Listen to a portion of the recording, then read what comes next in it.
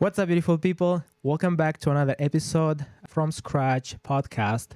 And today I have a special guest, a good friend of mine, and he has a very inspiring story that I wanted you guys to listen, and hopefully we could inspire someone, we could make someone go there and take actions. You know, that the whole goal for our podcast is either you are already a seasoned business person where you are just starting your entrepreneurial journey. Our goal is to provide as much inspiration and knowledge, actionable takeaways that you can go and implement. So with no further ado, I would love to introduce you to my friend, Dr. Alex Chireu. What's up, bro? What's up, bro? Hello to everyone. I don't know if you guys can hear me well. My name is Alex Chireu. I'm currently practicing as a dentist in Las Vegas, Nevada, and originally I am from Republic of Moldova. Nobody knows this country. Some of my patients ask me, where are you from? I said, you probably don't know. And they say, no, seriously, just let me know where you're from. And I tell them Moldova, and they're like, Maldives, right? It happened probably to you many times, right? Yeah, I'm like, no, not the Maldives. Close, but no. Close. I said, if I'd be from Maldives, for sure I wouldn't be here now. I'll stay there, right? I'll stay there. But thanks for coming, bro. I appreciate it. I appreciate your time. Thank you, bro. Let's just jump right into it. Tell us about, your background. You said you're coming from Moldova. So where exactly in Moldova were you born, and how did you end up in Vegas, and why Vegas? And because a lot of people are like curious when you tell, hey, I'm from this third world war country, and actually here it's not third world, it's second. It's second. Yeah, it's not like we don't have running water or something. We upgraded, okay, second world war country, and then we all come here, and then someone is a doctor, someone is a and a business owner, and they're like, how do you guys, did you grow up in this business mindset? Are your parents rich? They all wonder about that. So that's why I want people to know where you come from, how everything started, and how it ended up here in Vegas. Sounds good. So as I already told you, but now I'm just going to tell your audience. As I said, I'm from Moldova, and then I'm from this part of Moldova where are more like Russians. It's called Transnistria. And most of the time we were speaking Russian language there. I mean, between our classmates, friends, I used to speak a lot of Russian, let's say. And then I grew up in a, I'd say, middle kind of income household. And then that taking consideration, it's Moldova. It's Moldova, right? So it's not like it's middle income in the United States. It's middle income in Moldova, which is a big difference, right? Of course. And my mom, she's a teacher. So when I was kind of like deciding and thinking what I'm going to be, my mom, she's like, what do you think you want to be when you grow up older, And so I didn't know. And then one day, I'm coming from soccer. I was used to play soccer for like 8 years, and I was feeling that the soccer is not mine anymore, And then I'd come home, and I remember that day clearly. My mom, she'd ask me, what are you gonna be? So that thing would run in my head for a while now. And then I remember that evening, it was like winter time. I'm coming from soccer, tired, not happy. It was a tough day for me. And then I was, maybe 12 years old. Didn't score anything that day? Didn't score. I think even messed up a lot. And trainer was like on my back. So I remember that I started talking to her, and I was like, I don't know if I want to be a soccer player anymore. So my mom, she's like, and actually I started crying because I was, 11, 12 years old. And I was stressed because I have two sisters, and they already were on their path. One was in law school, another one was an architect, and I'm like, man, what am I gonna do? And I'm just, am I gonna be like a homeless or something, bummer, like on the streets? I didn't know what I'm gonna do. So then my mom's like, hey, do you want to be a dentist maybe? You know, and that moment was like, click. Oh my God, that's what I want to be. All right. So wow, I never knew this part. So basically, your mom kind of put this in your heart somehow. I would say, you know, like my belief is we all come with the talent, with something, right? We come with a gift that is given to us before we even enter this world. And then there are ways you can discover your gift. So sometimes people discover these gifts on their own, or sometimes some other people can tell you, hey, why don't you do this? You know, so I think my mom didn't plant the seed in me. I think she just gave me the idea, because I didn't know back then what a dentist is, you know, and I'm like 11, 12 years old. So she's like, you know, like being a dentist, you're going to be able to help people. People, you know, will always have teeth and they'll have some problems and you'll be able to help them. So I was like, that's it. And it was like, boom, you know, that feeling that's it. That's what you want to be. And after that, since 12 years old, I think that's Wow.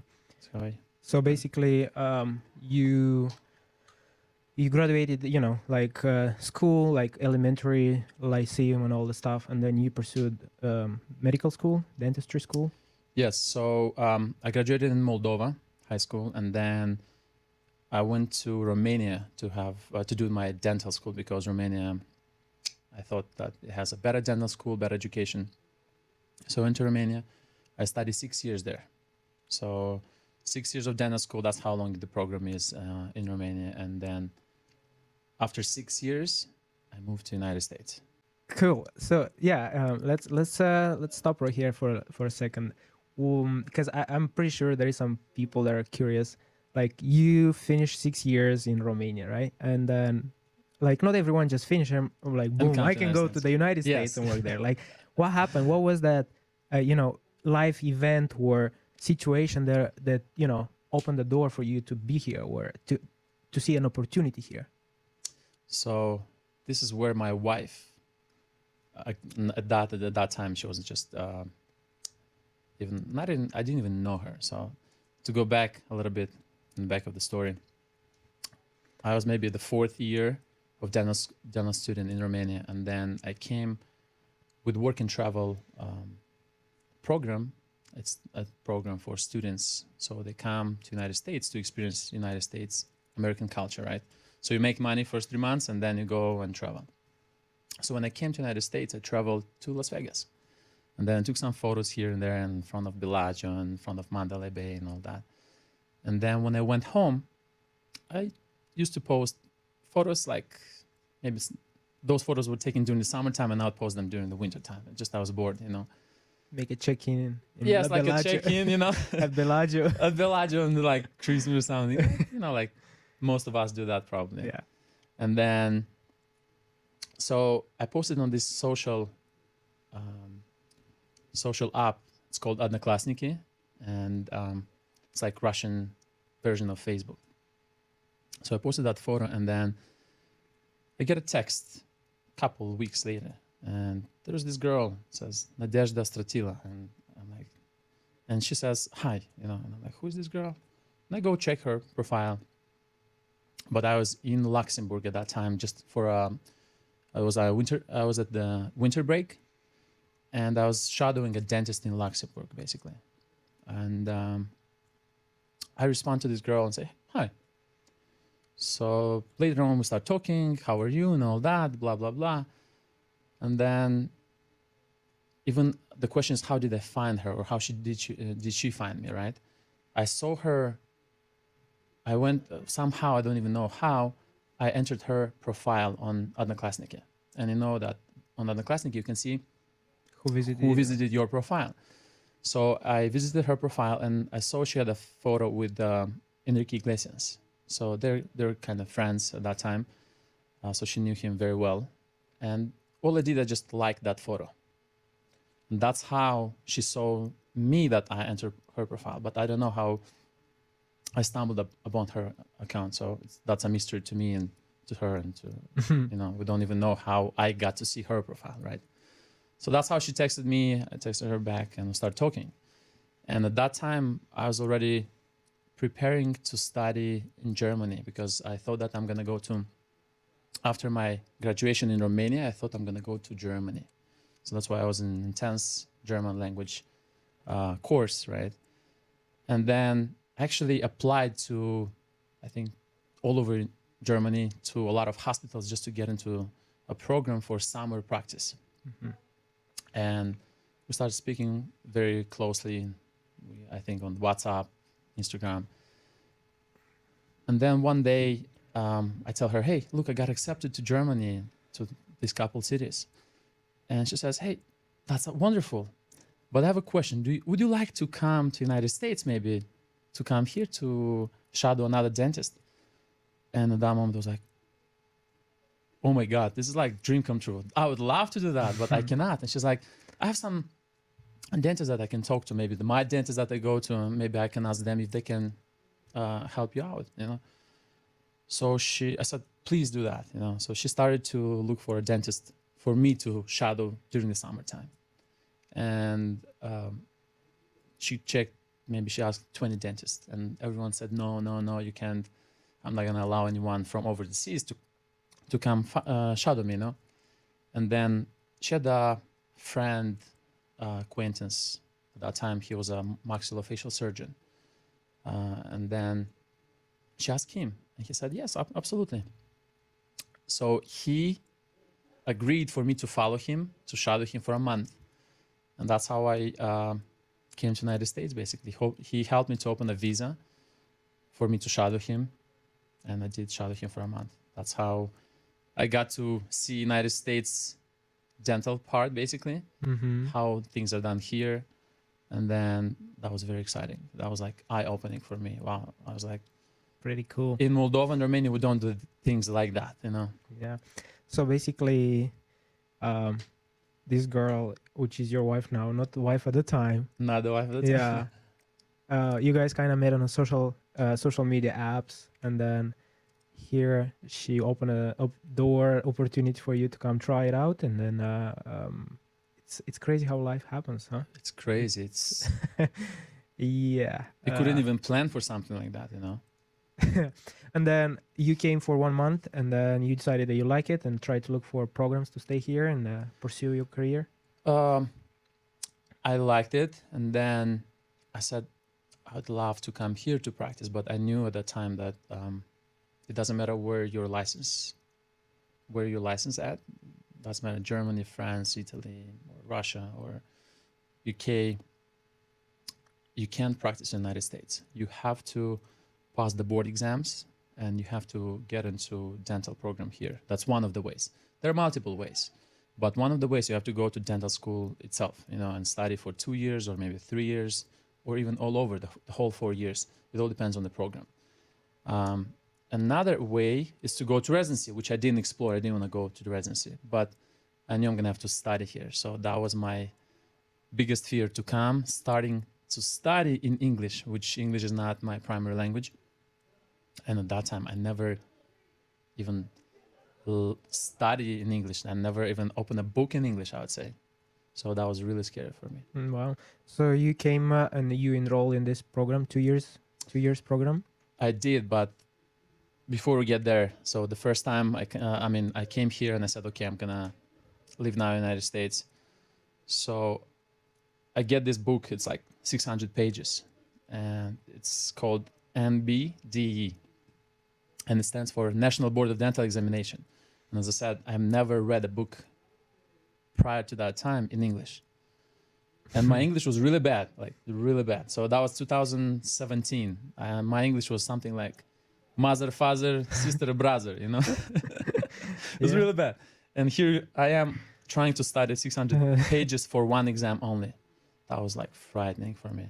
And I had to study for this exam for 2 months and a half. I studied like from 3 in the morning or 3:30 in the morning. I would wake up on an empty stomach. I would get a chocolate, dark chocolate, and a coffee. So that would be my morning routine. I would wake up, eat chocolate, drink coffee, and that's how I would study from 3:30 in the morning till 10 p.m., something like that. And I did that for the first exam, I think 2 months and a half, if I remember well. Then for the second exam, I studied another month, but I did fail the second exam for 1 point. And I was so frustrated. 1 point. You have to get 75 points in order to pass the board exam. And I got 74 points. So I was devastated.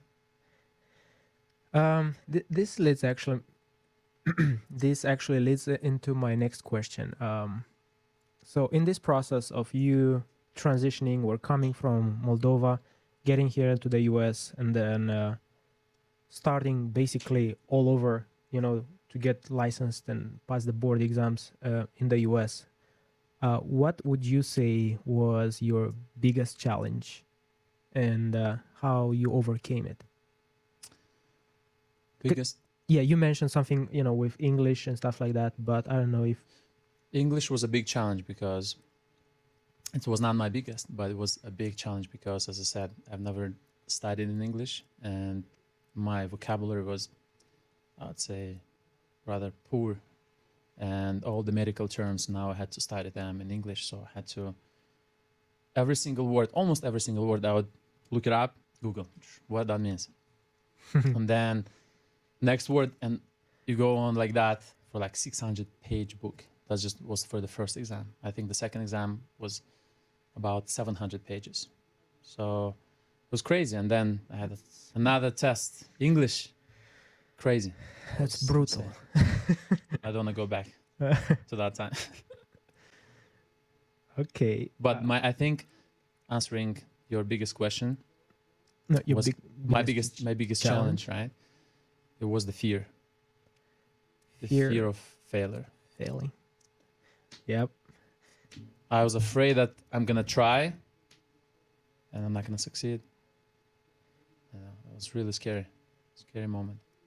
Yeah, man. I think we all have that, you know, in whatever you do. It's like someone is in the back and holds your leashes. Because, you know, fear is a very important factor, and unless you actually deal with it, a lot of people give up on their dreams because of it, you know. So how did you keep yourself motivated and focused through all those times? Because you know, of course, it's hard studying, you know, all these crazy hours, but then you get to this point where you had this failure of 1 point, which is even more frustrating, you know. Because like, let's say if it's 20 points, you'll be like, dang, I need to study more, you know. But it's like 1 point, like you are so close to be there. You almost can touch it. Yeah, you can touch it, and then you don't. So how do you stay motivated? How do you stay focused? Like, have you go through this breakdown episodes, or you had to pull yourself together, or you know, like, just if you can share how basically would you keep yourself on the path and keep going? Yes, absolutely. I'll share these hard moments. Like when I think of it, like my heart starts beating again, because it seems to be a long time ago, but it's really not a long time, you know. So the first exam, I passed it from the first attempt, which was a big kind of accomplishment for me. You know, and I was like, oh my gosh, I did it. The first exam, and it was unbelievable for me. And then the second exam, I took it back to back, so my brain was already kind of like fried. And I failed, as I said, for 74 points. For 1 point, I failed it at 74. For 1 point, I was devastated. I think for 2 weeks, or even 3 weeks, I was at like very low. Like I was so low, I thought, oh my gosh, is that even for me? You know, how come? Like 1 point, you know, it was crazy. And I think my wife, at that time, she was my girlfriend, and she said, it's okay. It's okay. It's just 1 point. That means that you're close, you know, so just don't give up. And I said, okay, let's do it. So at this point I said, I need to relax a little bit. I need a break. So I think I rested maybe for 8 months. I didn't study anything. So I said, screw those books, screw everything. For 8 months, I didn't study nothing. And that kind of gave me a little bit more energy so I can do it again. And then that's how I study another 3 months just to pass this again as well, this exam one more time. And then from the second attempt, I passed it. So I was like, dang it, yes, got it. I'm done now. Yeah, you know, like so many times, I have this picture in my mind. You probably saw it because it's like in a lot of books or social media, where these two people are digging for diamonds or gold, I know what and you one want is to. about to get there and he lives, and one is like keep digging, you know. So like every time I want to give up, or like for example in your situation, you were like so close, 1 point, you know. I think of that scenario. I'm like, what if I'm like next call away, or next step away, or next move? You know what I mean? From that From that success that you're success. waiting Yeah. for. So, but crazy, man. And I like the you know the stuff that you're sharing. That sometimes if you go too hard on yourself, you know, it makes it even harder. You know, so it's important. You know, as you said, take some time off for yourself, clean up your mind. You know, I bet you know you did a lot of sports, gym to get your mental health For sure. refreshed and shaped to be able to go again hard. So it's very important to um, not just you know crush yourself and And then not even give up, you know. And as I said, the fear was the biggest one. And you know, like just to add to that statement about the fear, I've read somewhere. I think it's Les Brown who said that. He said there's a difference between having fear and fear having you. So he said it's normal to have fear. All of us, we're afraid of something, you know. We're afraid to even success. We're afraid, you know. Like what some of us think, what if I succeed and I can handle it? You know, it's scary. So this fear stops some people from living their dreams. And in my case, I was listening to a lot of motivational video at that time, and I heard this thing about it's a difference between having fear, which is normal, and fear having you. That's like helped me a lot. This simple sentence helped me a lot on understanding that it's okay to fear, to have fear. It's okay to feel it. I acknowledge it, but let's just move on and just say thank you, fear. I feel you, but you know what? you don't own me. Yeah, Yes, you don't own me, and it's cool. Cool, man. So what is one thing that you learn about yourself going through all this process, all this journey? So since you came to this, basically left motherland, moved across the world, started from scratch, and then you know going through all this new exams, new everything. I think I've learned about myself that the limits that I set for myself are not real. So before I used to believe, okay, I can do this, I can do that. I thought that, sometimes people tell you can't accomplish your dream, you can't learn, let's say dentistry in my case. A lot of people used to tell me, oh, you don't know math, that means you're not going to be a dentist. And then I'm like, that would be another motivation for me to prove them wrong. So what I learned about myself by coming here, I said, I have no other way but to succeed. There's another saying Tony Robbins said, if you want to take the island, Burn boats. That's what he said. And pardon my French. So that was the mentality that I was kind of focused on, that I'm going to burn the boats because that's the only way you can get into dental school here. You can get the license. That's the only way. So I've learned about myself that I'm limitless. I mean, I can do anything I set, my eyes on, I can achieve it. It all depends. If I'm focused, if I'm motivated, if I really want that thing, I'll get it.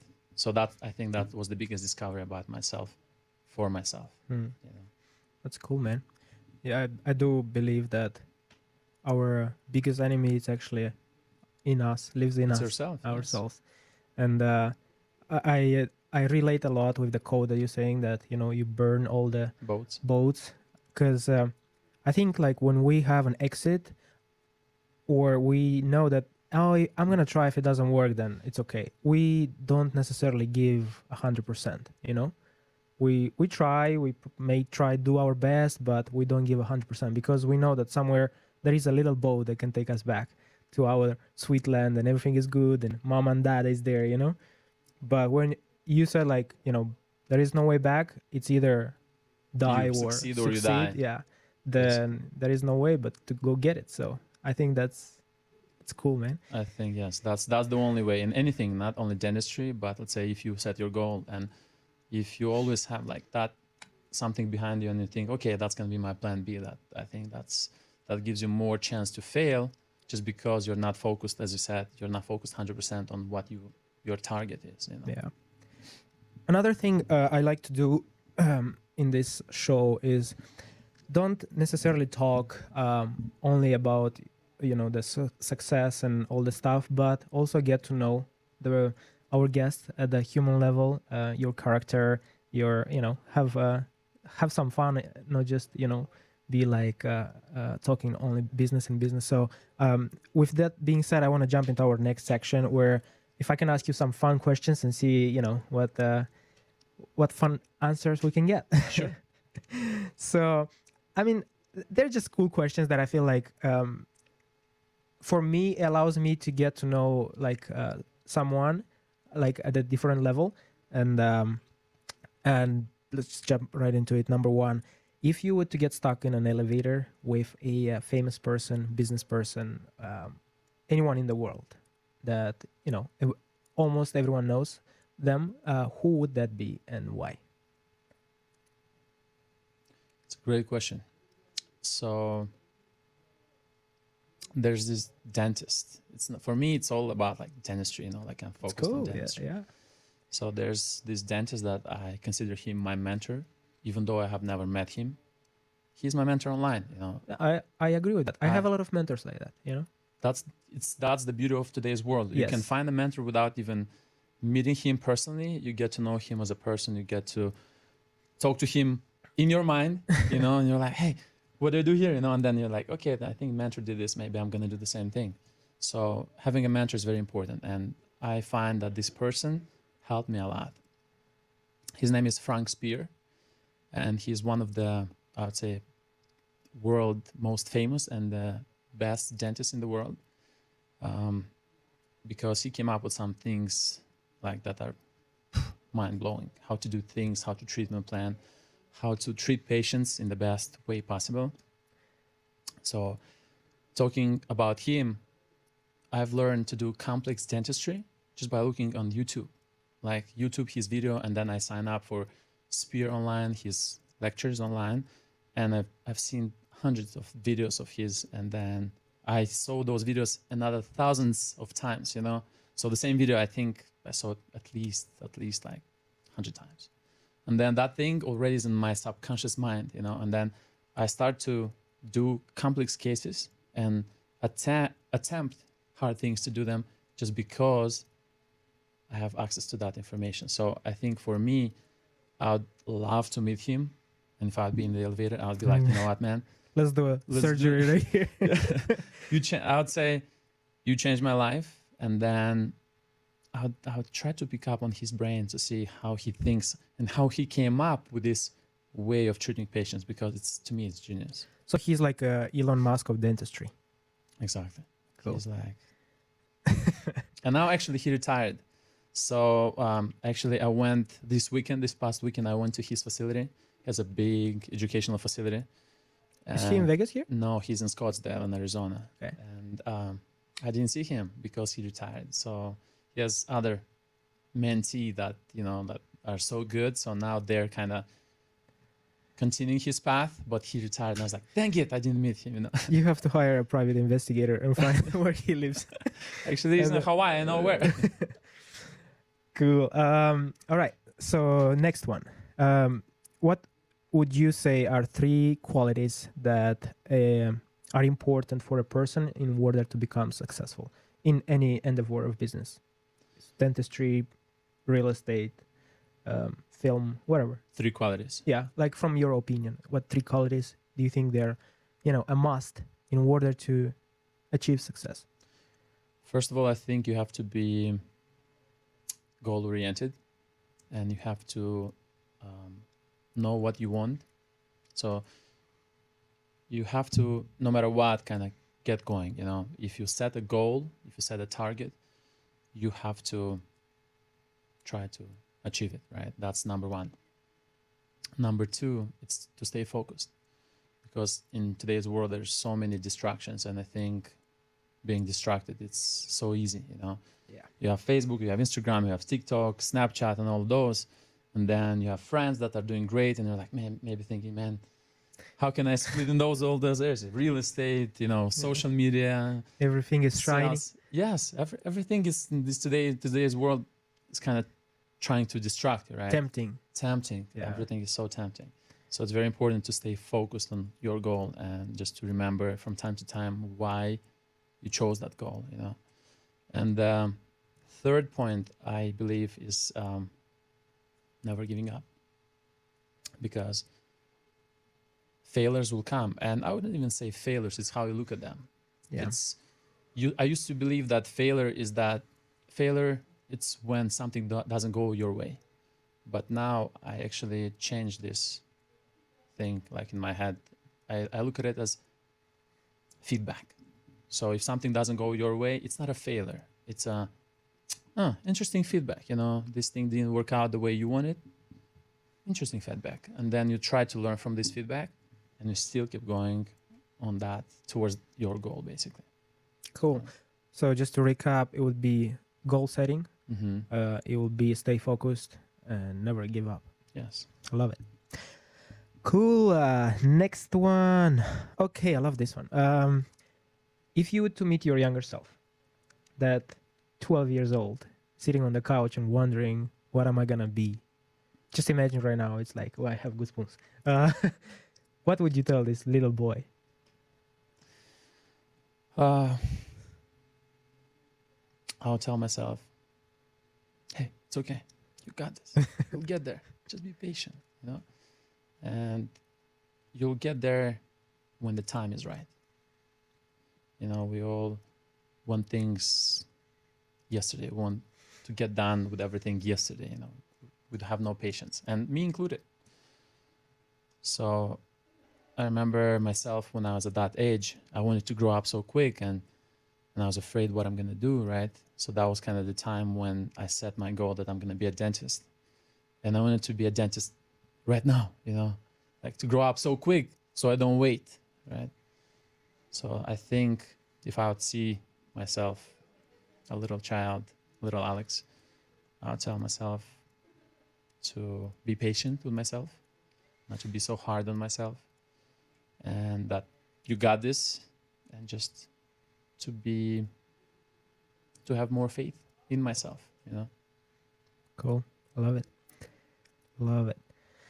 I think faith is the biggest. If you think that way, I think faith is the biggest for me. Yeah. Yeah. I can relate a lot. So, especially at that age, 12 years old, it's the same with you. Like, what would you say to your younger self? What would that be? Question back. No. You got me by surprise. I think I'll tell him, look, Yonika, listen, honey, Linda, listen. I think that whatever you set your mind to, you can do it as long as you keep working hard and never give up. Because as you said, we are going to have ups and downs, failures and trials, and life, it's a roller coaster. But as long as you never give up, you actually never lose. You never fail. For me, is just never give up, you know? Just wake up and try again. Wake up and try again. And it's knock down, poke. Yeah, wake up and try it again. Yes. I mean, look, we're all professional failures at some point, right? Because we have so many failures, let's put it that way, failures when we're little kids, or even when we start learning to walk, right? Yeah. A child never says, okay, you fall down 7 times, and then like, he never says, okay, I'm not going to stand up. That little child still going to stand up, try to do it again, and to do it better, and again better, and still fails, and still. So I think that's the attitude we all have to take. Yeah. Yes, we need it as adults. I know, we forget. We went through that, but we kind of lost it on the way. I know. Cool. So let's jump into the next section. I have here a set of 10 questions. It would be like speed light questions, answering fast, as fast as we can. Try to give the audience some value when it comes to dentistry. As a everyday consumer, everyday person, because we all wash our teeth, try to have to, but we miss it, or we do whatever. Anyway, whatever we do, and we end up in your office. So that's what, like, some questions. Welcome. Yeah, that we better treat ourselves so we don't end up in your office. No, you still have to end up in my office, but for maintenance. Checkups. Okay, all right, I got the wrong one. Not for the full mouth rehab, you know. I mean, if you need one, we can do it. Cool. So first one, what foods are bad for my teeth? So mostly it's processed foods. Foods that have a lot of starches in it, and foods that have a lot of sugars in them. So sugars, candies, that's obviously right. Sodas. It's very, very bad. Oh. Yeah. Guess no more sweets, you know. Guess who drinks a lot of soda? Do you? No, I'm like, in America, people like to drink sodas. They love it. Yeah, Oh. some like. No, I rarely. I love sparkling water. I drink sparkling water probably like too much. I don't know if that's bad for your teeth. No, sparkling water is not going to damage your Yeah, teeth. but Soda does. And I see so many patients that their enamel, which is the first layer of the tooth, sometimes is almost gone, like completely gone, just because they drink so much soda. So Coca-Cola does not clean your teeth? Unfortunately not. Okay, that's a myth. Cool. Otherwise, everyone would be with Coke. Yeah, everyone Brushing. had beautiful teeth I know. because it's Otherwise, so then popular just go here. broke, you know. Yeah. Okay, so second, are electric toothbrushes better than manual toothbrushes? Electric is way better than Yeah? regular. The manual, yes. It's like day and night difference, basically. So if I could encourage anyone and everyone, it's to get yourself a electric toothbrush, and in particular Oral-B, because let's say Sonic, which is Philips, it does this movement up and down and a little bit pulsating, but Oral-B does up and down. It does left and right as well, like this, more like in rotary movement, and then also it's pulsating, and studies show Oral-B is better. Okay, we're not sponsored, by the way. Just No, not anything, no disclosures. But if they want to sponsor us, we are welcome to brush our teeth next podcast. That's a good Okay. idea. How many times should I brush my teeth? Twice Twice a day? in the morning. And I'm sorry. How much time? Because yeah, makes sense twice, morning and evening. But more like, how much time should a person give for teeth brushing? So research says you need at least 2 minutes. Because I read somewhere, sorry to interrupt, that average time for teeth brushing is 48 seconds. Yes, unfortunately, yes, it's true. So It's that's very not little. enough. Okay. And that's average. That's There's average. like a lot of people like 10 seconds and 15 seconds and it's done. So it's not the way. Research says you need at least 2 minutes. Now, the way I brush, I think 4 to 5 minutes. I just love it, you know. Not just because I'm a dentist, but because I love to brush my teeth. And then I recommend my patients doing the same thing. And I tell them, hey, take your phone, put it next to you. Listen to your favorite song. And while that song is playing, you are brushing. So that's kind of about 3 minutes, 3 minutes and a half, maybe 4 minutes. That's the right time, I think, for brushing. That's a good way to implement the habit. Because it's easier, Yeah, but when you say 3, 4, 5 minutes, that includes only being like with the toothbrush, or Correct. or That's just the brushing. just the brushing, not the how you call flossing and everything. No. Okay. That's just the brushing. And then on top of that, you have to floss. Of course. And the reason for that is that if you don't floss, about 30% of the tooth was not even touched. Just because, look, imagine these are the two teeth. One tooth, two teeth, right? Because the contact in between them is so tight, and because the tooth bristle doesn't get in between. So it doesn't matter what toothbrush you use. You can use manual, you can use electric, it doesn't matter which one. If you don't floss, meaning like imagine the floss coming through these two teeth, Yeah. that means that you didn't even clean it. 30% was never touched. Dang. Okay. What's the best way to whiten your teeth? It's at the dentist office. Yeah. So all that stuff on the internet with the brush doesn't work. No, it does work. Let's say, again, no disclosures here. We have no interest to saying that. Crest stripes, they do work and they're pretty good. But you have to keep using them for a long time. When you go to the dentist, you can get same result or even better result in shorter time, and there's less risk of burning your gums. Got it. Okay. How often should someone have their professional cleaning done at the dentist?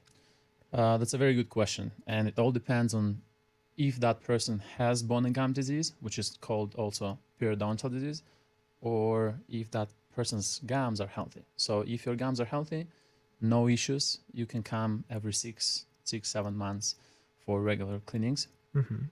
But if your gums are already diseased, if you have bone loss, if you have a lot of bleeding all over, and you see those things when you brush your teeth or you brush or you floss and you see a lot of blood, that means you have to come every 3 months for periodontal maintenance cleaning. Otherwise, if you don't do that, the bone drops down and you start losing the bone. And the bone is the foundation for the teeth.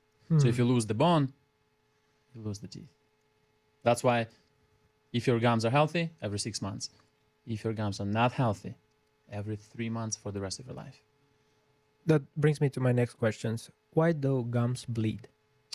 Gums bleed just because the bacteria gets under the gums and sits there for a long time. And then if it's not removed, it causes inflammation. Now, inflammation, it's acute inflammation, like you cut yourself. The body responds through inflammation, right? Acute inflammation. That's how you heal quick, because the body brings all the cells for you to heal. Now, with the gums, it's a little bit different. If that bacteria is not removed for a long time, it causes chronic inflammation. And whenever in the body there's chronic inflammation, that is already bad. That means that you start losing bone, because chronic inflammation makes the bone to drop. So that's why the gums bleed, just because of inflammation. I was reading yesterday that the tooth is the only part of the human body that does not regenerate or does not grow back on its own. Right. There's a saying, we have something like, God gives you 2 sets of teeth for free. For the third one, you gotta pay. And here in the US, you gotta pay a lot of money. Remember the video I sent you the other day in Pakistan? About the teeth? Yeah, $5.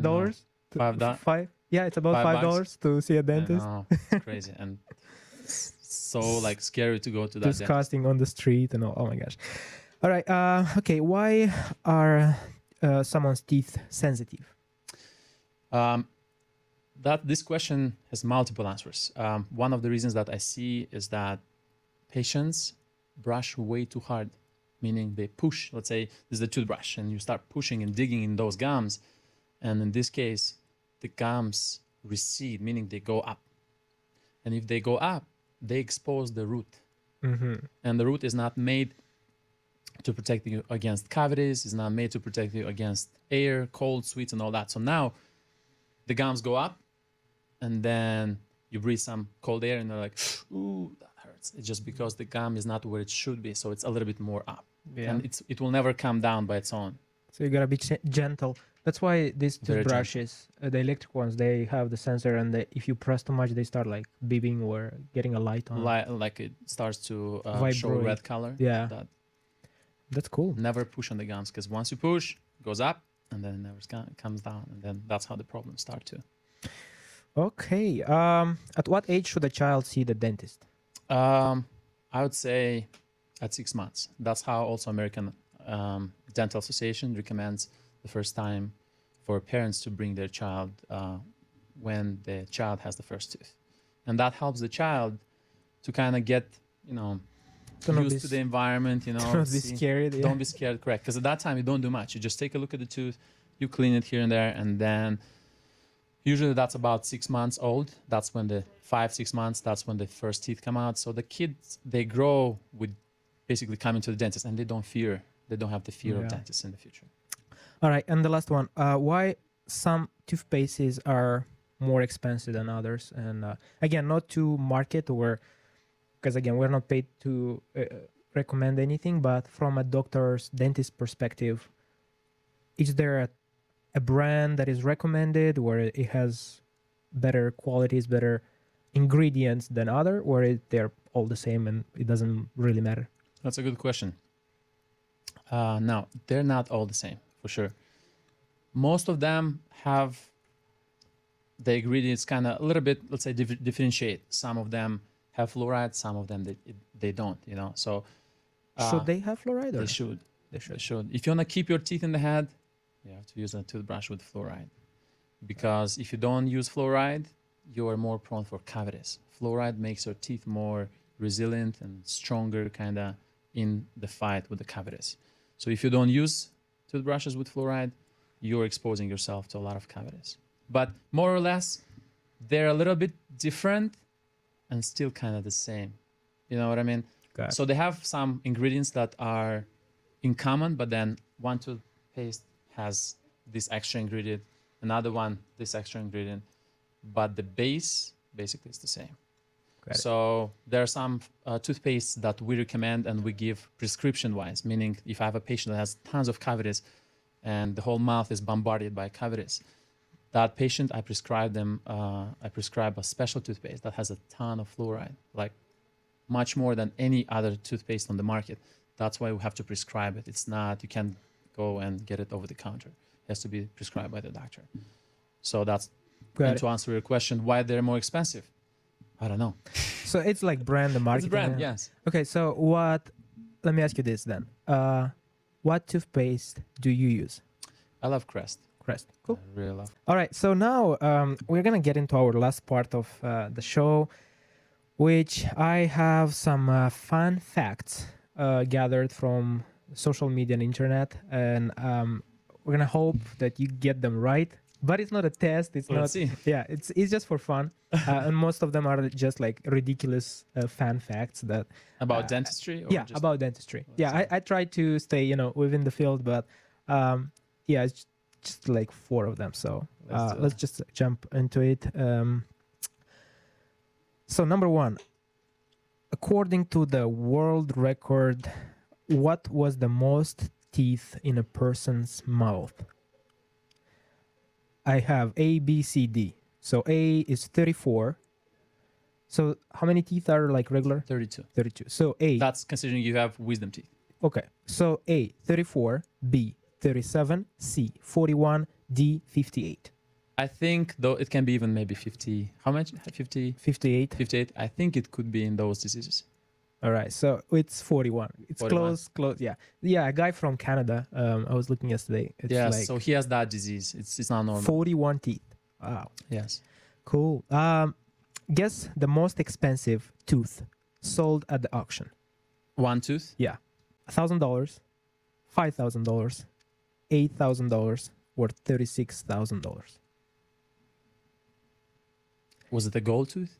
I was reading and it doesn't say if it was gold, but it was someone's celebrity's tooth. Someone, I forgot his name, John something. And this guy also from Canada, because I was like, what does this Canadian have to do? Like, do they like extreme stuff in dentistry or what?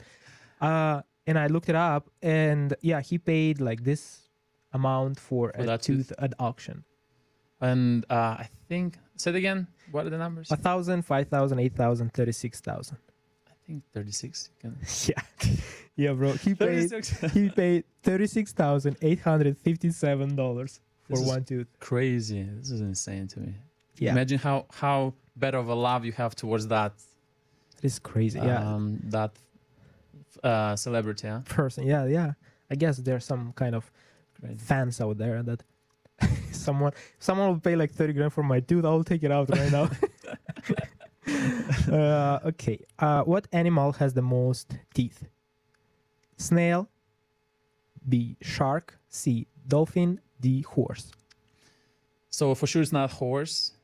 And for sure, actually, I think they don't teach us this stuff in dental school. But that's what I'm saying. These are fun facts, Let me think. A shark has tons of teeth, and those teeth are always. If they lose one, it comes back back. They lose multiple times. I was reading. I think it's actually a snail, but if not a snail, that's for sure a shark. If it's not, but I think it's a snail. Yeah, you got it right. Yeah? It's a snail. I know. Yeah. They have between 14,000 to 20,000 teeth. Crazy. Wow. Yeah. The shark I was reading, they are the ones that have the most they replace their tooth through their lifetime like multiple times, as you said. Over and over again. Yeah, like they have multiple, but not at once. You know what I mean? Yes, like, there's no dentist in shark world. It's a good market right there. There you go. Talking about the market, my last question is: what is the market size on how much was the dental industry worth in 2023? A, 56 billion. B, 88 billion. C, 120 billion. And D, 171 billion. I think it's B. B, 88 billion. Bro, it's 171. 171. Good. That means more potential to grow growth. yeah, and it's growing at I think like 6 or 10% every year. More and more. Yeah. Oh. Yeah. So that means because it was I was looking first when you look it up, it's like 141, but then the year is like 2022. So I had to look for more updated one, 2023, and it's 171 billion. Wow. So it's a lot. It's a big market. 171 billion. You know how they say, his name is, I forgot the guy's name. He said, every day there are billions of dollars and billions of dollars circulating around you and all that. And your job is, it was Brian Tracy who said that. And your job is to make sure some of it sticks to you. I know. That's the hardest part. A lot of people make a lot of money, but not a lot of people can keep the money. Retain them, huh? Yeah, the ones they're making. So it's a harder job, I think, to actually retain and multiply than just make them. But yeah, man, this is kind of the end of our show. One last question. I'll say two last questions.